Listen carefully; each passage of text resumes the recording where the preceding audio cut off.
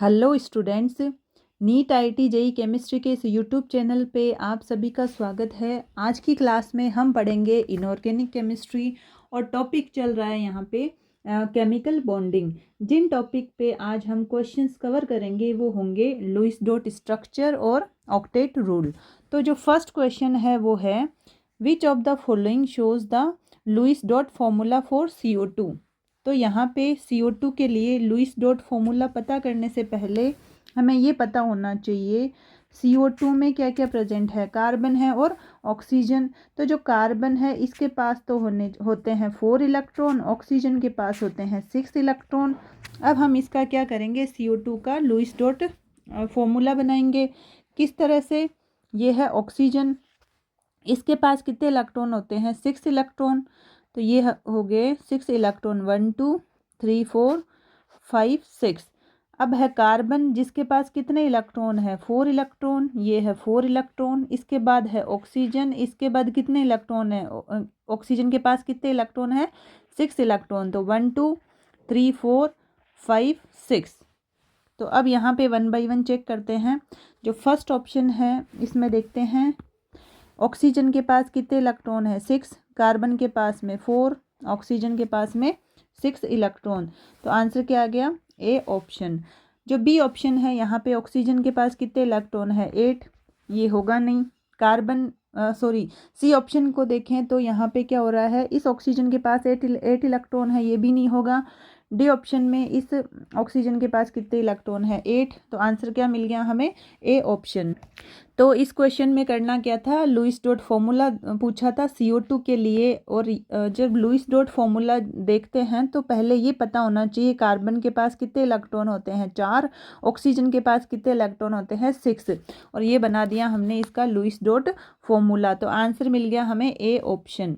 इसके बाद जो नेक्स्ट क्वेश्चन है वो देखते हैं विच of the following do not follow octet rule. यहाँ पे कुछ मॉलिक्यूल दे रखे हैं और पूछा है इनमें से कौन से मॉलिक्यूल क्या करेंगे, ऑक्टेट रूल को फॉलो नहीं करते हैं। तो 1 बाई 1 हम चेक करते हैं इनमें ऑक्टेट रूल। सबका ऑक्टेट हम चेक करते हैं। फर्स्ट ऑप्शन क्या है? यहाँ पे फर्स्ट ऑप्शन पूछा है, ये है ClF3। तो इसका स्ट्रक्चर क्या होता है? सीसा, या फिर इसको बोलते हैं टी शेप। तो यहाँ बनाते हैं हम। ये है क्लोरीन, ये है फ्लोरीन, ये है फ्लोरीन, ये है फ्लोरीन। और जो क्लोरीन है इसके पास में होते हैं 2 लोन पेयर, ये है 2 लोन पेयर।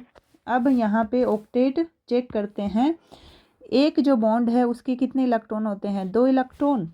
तो ये है 1 2 3 4 5 6 7 8 9 10।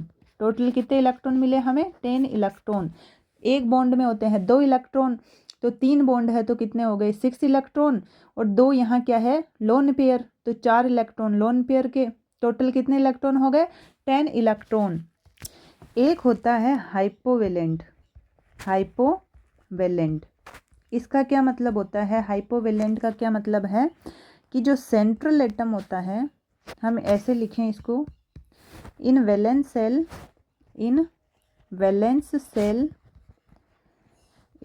सेल जो central atom have more than 8 electron. अगर वैलेंस सेल में जो सेंट्रल एटम है उसमें क्या होना चाहिए? अगर 8 से ज़्यादा इलेक्ट्रॉन है वो क्या है? हाइपोवेलेंट। एक टर्म आती है हाइपरवेलेंट। इसके लिए क्या बोला जाता है? इन valence shell central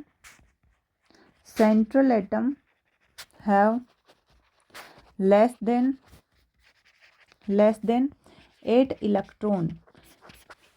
valence shell में जो सेंट्रल एटम है उसमें लेस देन 8 इलेक्ट्रॉन, 8 से कम अगर इलेक्ट्रॉन है तो वो है हाइपरवेलेंट। अगर 8 से ज़्यादा इलेक्ट्रॉन है वो है हाइपोवेलेंट। तो जो फर्स्ट ऑप्शन है इसमें क्या मिल रहे हैं? 10 इलेक्ट्रॉन। तो जब ज़्यादा होते हैं ना, 8 से इलेक्ट्रॉन ज़्यादा हो तो उसको बोलते हैं हाइपोवेलेंट। तो ये है हाइपोवेलेंट। यहाँ पे ऑक्टेट रूल फॉलो नहीं हो रहा, 8 से ज़्यादा इलेक्ट्रॉन है। तो एक तो फॉलो नहीं हो रहा फर्स्ट ऑप्शन में। इसके बाद चेक करते हैं नेक्स्ट कौन सा ऑप्शन है, SF4। सेकंड है SF4।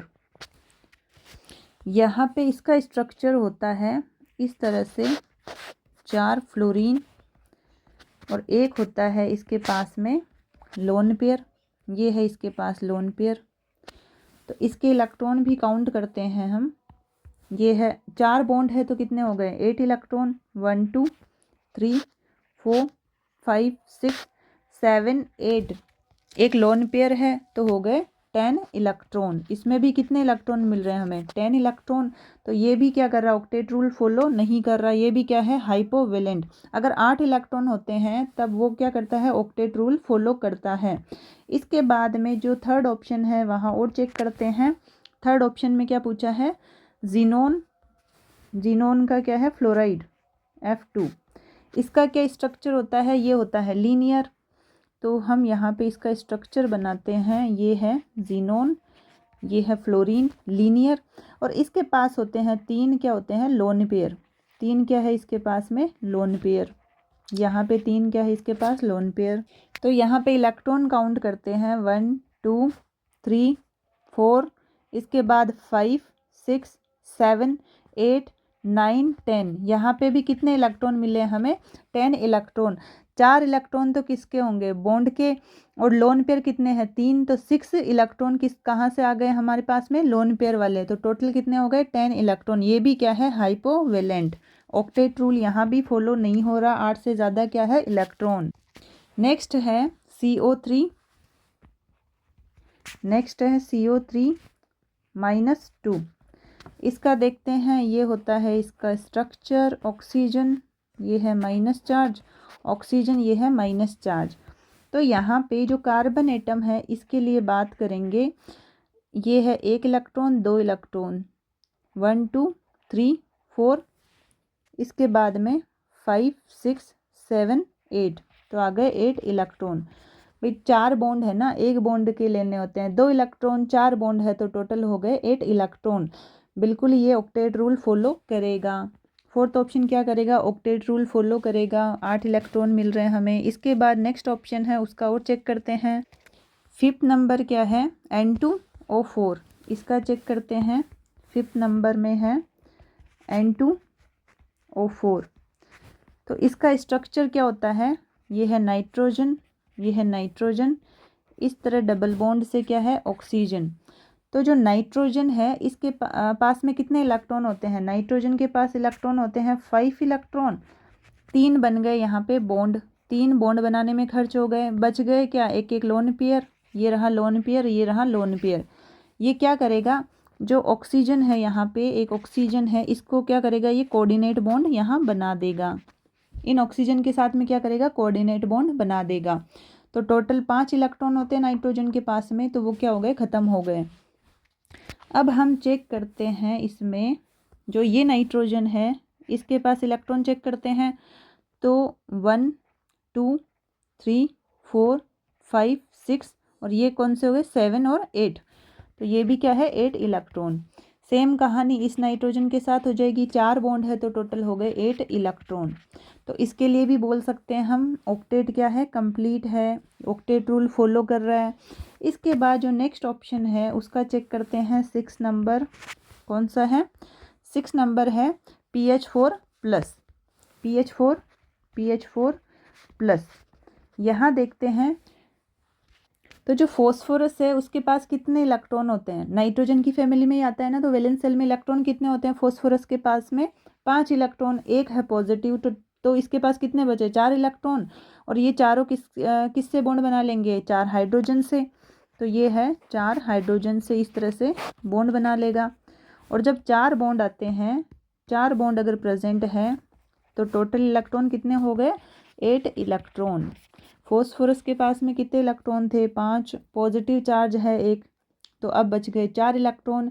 और यहाँ पे 4 क्या बन गए बॉन्ड बन गए, 4 बॉन्ड बन गए तो 8 इलेक्ट्रॉन। ये भी क्या करेगा ऑक्टेट रूल फॉलो कर रहा है। तो यहाँ पे क्या पूछा था क्वेश्चन में कि do not follow octet rule, तो कौन कौन सा है जो ऑक्टेट रूल फॉलो नहीं कर रहा था, फर्स्ट सेकंड, इसके बाद है third, first second third, answer number C. तो इस क्वेश्चन को कैसे सोल्व करना था, यहाँ पे पूछा था, कुछ मॉलिक्यूल दे रखे हैं और पूछा है do not follow octet rule. Check करना था जो ClF3 है इसका स्ट्रक्चर क्या होता है, टी शेप या सीसो।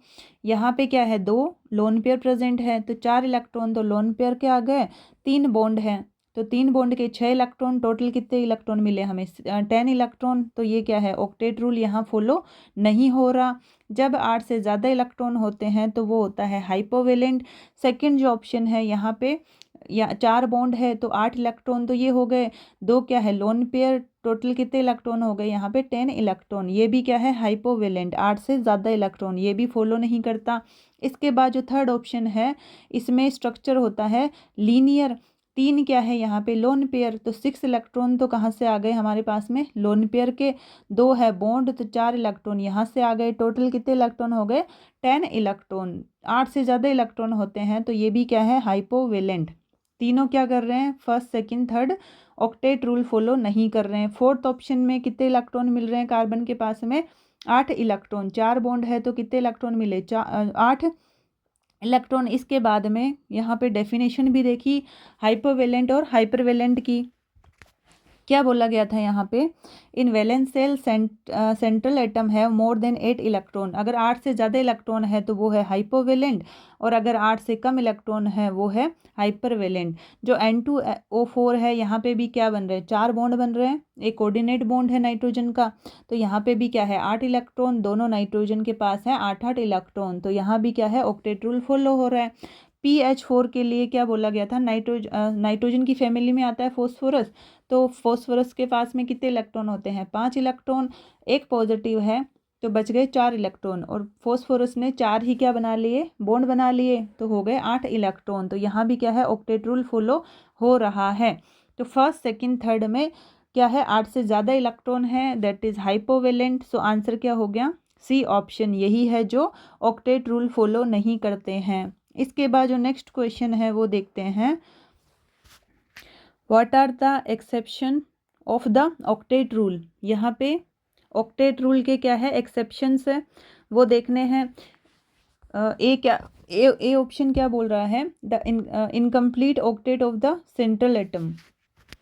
जो ए ऑप्शन है यहाँ क्या बोला है, the incomplete octet of central atom, तो ये क्या होता है हाइपोवेलेंट होता है ना, हाइपोवेलेंट, क्योंकि अभी लिखा था इसका क्या मतलब होता है कि इन वैलेंस सेल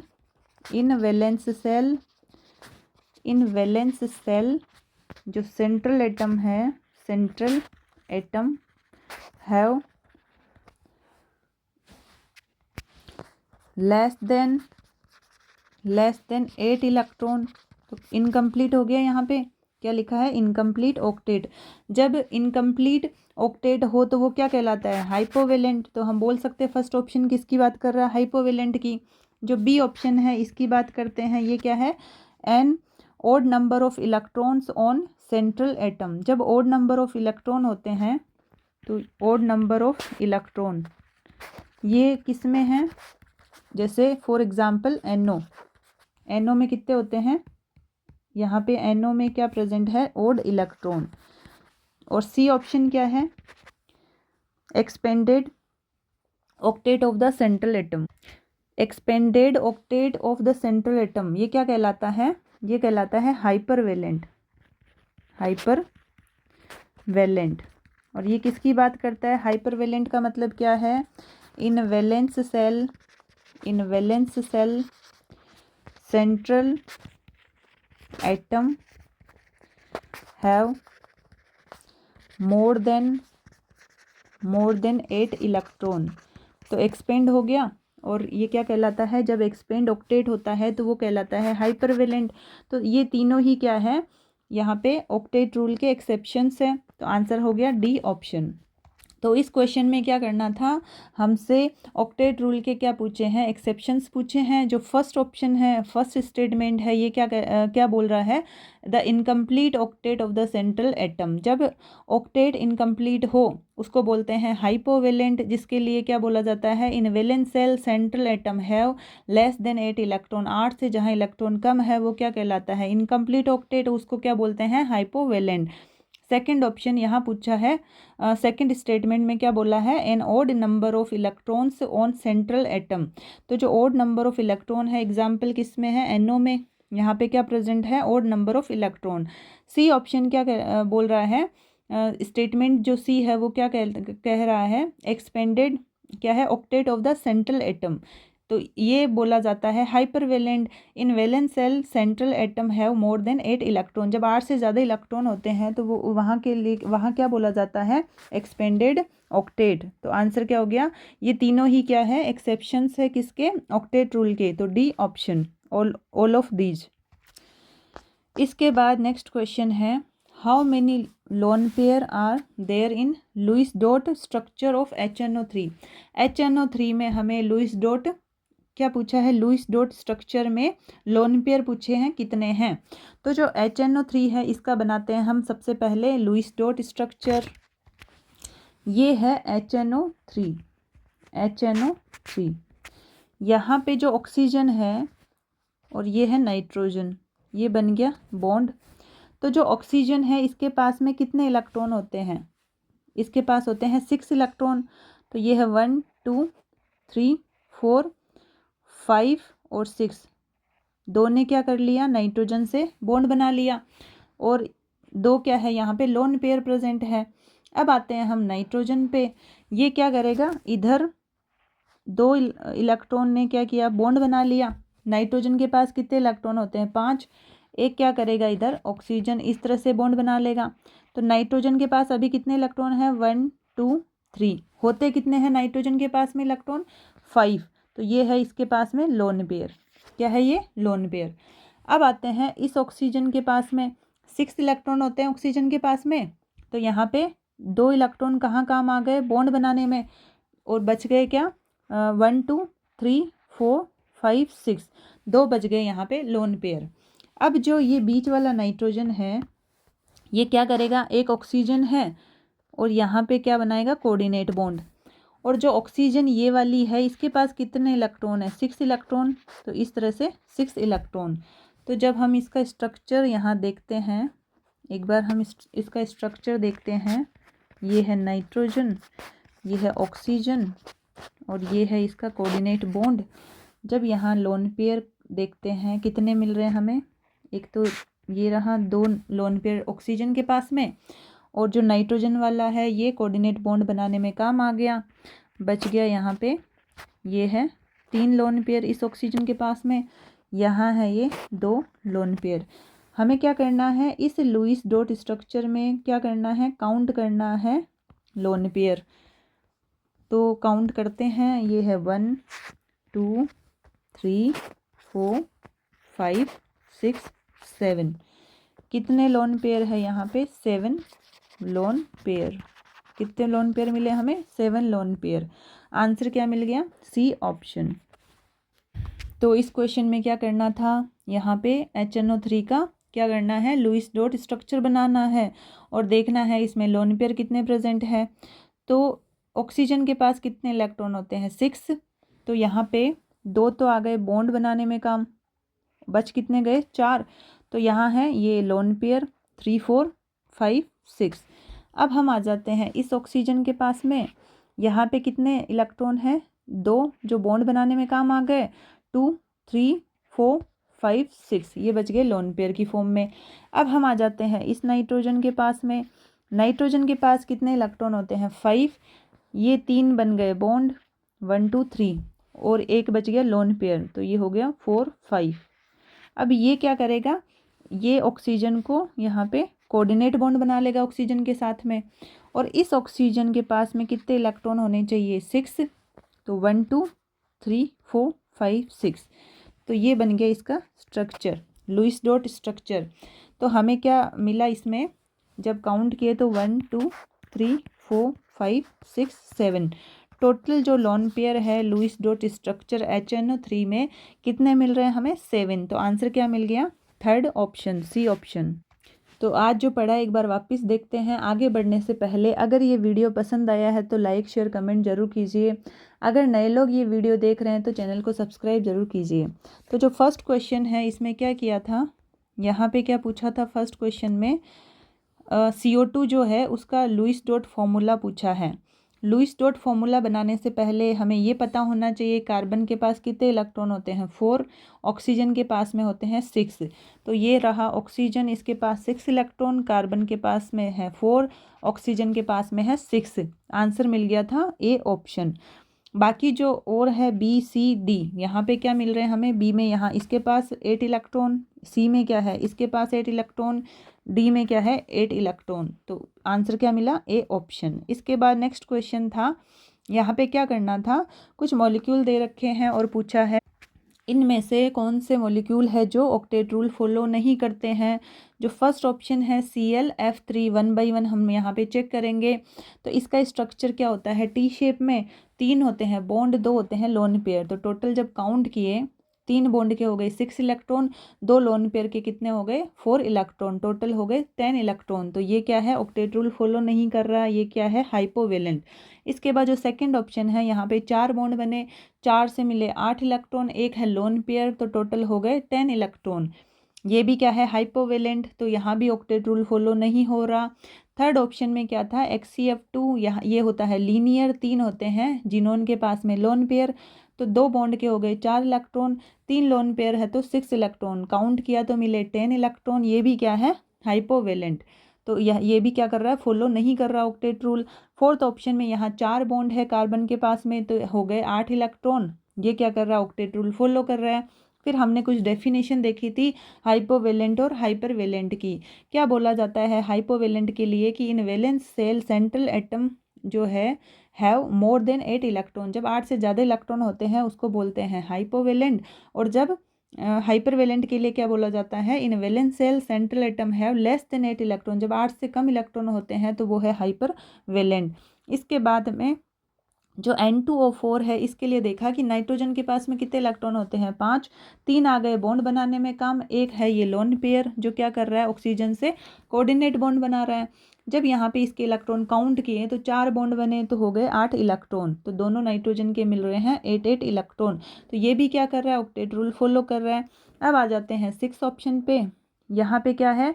फॉस्फोरस, तो 5 इलेक्ट्रॉन है, पॉजिटिव चार्ज है एक, तो हो गए 4 इलेक्ट्रॉन। 4 इलेक्ट्रॉन ने फॉस्फोरस पे जो 4 इलेक्ट्रॉन है 4 बॉन्ड बना लिए, 4 बॉन्ड बने तो हो गए 8 इलेक्ट्रॉन। तो ये भी क्या कर रहा है? ऑक्टेट रूल फॉलो कर रहा है। तो इनमें से कौन सा ऑक्टेट रूल फॉलो नहीं कर रहा? फर्स्ट, सेकंड और थर्ड। आंसर क्या मिला हमें? C option. इसके बाद जो नेक्स्ट क्वेश्चन है यहाँ पे क्या पूछा था? जो ऑक्टेट रूल है इसके पूछे हैं हमें एक्सेप्शंस। जो फर्स्ट स्टेटमेंट है इनकम्प्लीट ऑक्टेट की बात करता है, तो हमने यहाँ पे क्या देखा कि इसका मतलब है हाइपोवेलेंट। और हाइपोवेलेंट अभी जस्ट देखा था वैलेंस सेल में क्या होना चाहिए? जो सेंट्रल एटम है less than 8 electron, central atom के पास में 8 से कम इलेक्ट्रॉन है, तो वो क्या हो गया? Incomplete octet. तो फर्स्ट ऑप्शन क्या है? डिफाइन करता है हाइपोवेलेंट को। जो बी ऑप्शन है यहाँ पे क्या है? ओड इलेक्ट्रॉन की बात करता है। तो जो एग्जाम्पल है NO, इसमें कितने होते हैं? इसमें क्या होता है? 15 इलेक्ट्रॉन टोटल करेंगे इसके, तो 15 इलेक्ट्रॉन भाई, नाइट्रोजन के 7, ऑक्सीजन के है 8, टोटल कितने हो गए? 15। तो यहाँ पे क्या प्रेजेंट है? Odd number of electron.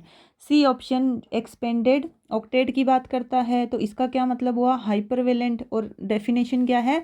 कि जो वैलेंस सेल में सेंट्रल एटम है हैव मोर देन 8 इलेक्ट्रॉन, 8 से ज़्यादा जब इलेक्ट्रॉन होते हैं वो क्या है? Expanded octet.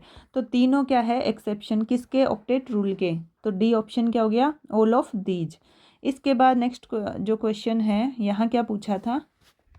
जो HNO3 है इसका जो लुईस डॉट स्ट्रक्चर है इसमें लोन पेयर पूछा है।